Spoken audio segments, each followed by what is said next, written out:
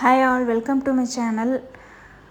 இன்றைக்கி வந்து சிம்பிளாக பொட்டேட்டோ ஃப்ரை பண்ண போகிறோம். ரொம்ப ஈஸியாக, ரொம்ப குயிக்காக பண்ணிடலாம். இந்த பொட்டேட்டோ ஃப்ரை கொஞ்சம் டேஸ்ட்டாக இருக்கும், வெரைட்டியாக இருக்கும், டிஃப்ரெண்ட்டாக இருக்கும். வாங்க பார்க்கலாம். இது வந்து நம்ம லெமன் ரைஸ், வெரைட்டி ரைஸ் எல்லாத்துக்குமே ரொம்ப சூப்பராக இருக்கும். Lemon rice, curd rice, tomato rice எல்லாத்துக்குமே ரொம்ப ரொம்ப சூப்பராக இருக்கும். நீங்களும் வீட்டில் ட்ரை பண்ணி பாருங்கள். எப்போதும் போல் இல்லாமல் இது கொஞ்சம் டிஃப்ரெண்ட்டாக இருக்கும்.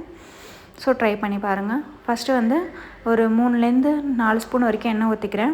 2 மீடியம் சைஸ் உருளைக்கிழங்க தோலெல்லாம் நல்லா சீச்சிட்டு நல்லா சின்ன சின்னதாக கட் பண்ணிக்கிறேன். இப்போ வந்து ஒரு அரை ஸ்பூன் வந்து ஜீரகம் சேர்த்துக்கிறேன்.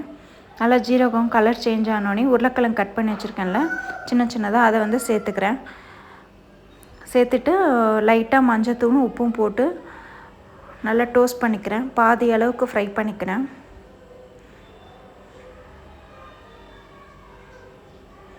கொஞ்சம் கருவேப்பிலை. இப்போ வந்து ஒரு மிக்சியில் வந்து ஒரு கோஸ் பேஸ்ட் அரைச்சிக்கலாம். அதுக்கு வந்து ஒரு 2 பூண்டு பல், ஒரு வரமிளகா பிச்சு போட்டுக்கிறேன். ஒரு அரை ஸ்பூன் வந்து மிளகாத்தூள், அப்புறம் ஒரு அரை ஸ்பூன் மிளகு, அப்புறம் அரை ஸ்பூன் ஜீரகம், இதெல்லாம் போட்டு கொஞ்சம் கொரகொரப்பாக அரைச்சிக்கணும்.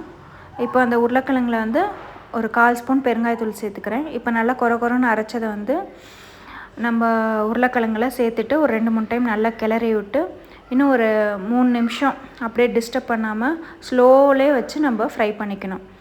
அவ்வளோதான். ரொம்ப சிம்பிளாக, ரொம்ப ஈஸியாக, குயிக்காக பண்ணிடலாம் இந்த உருளைக்கிழங்கு ஃப்ரை. ஒரு லஞ்ச் பாக்ஸ் ரெசிபிக்கு, வெரைட்டி ரைஸு எல்லாத்துக்குமே வந்து ரொம்ப யூஸ்ஃபுல்லாக இருக்கும். இந்த உருளைக்கிழங்கு ஃப்ரை வந்து கொஞ்சம் டிஃப்ரெண்ட்டாக இருக்கும். டேஸ்ட்டு கூட நல்லா ஃப்ரை ஆகிடுச்சு. இப்போ கொத்தமல்லி போட்டு ஸ்டவ் ஆஃப் பண்ணிடலாம். தேங்க்ஸ் ஃபார் வாட்சிங்.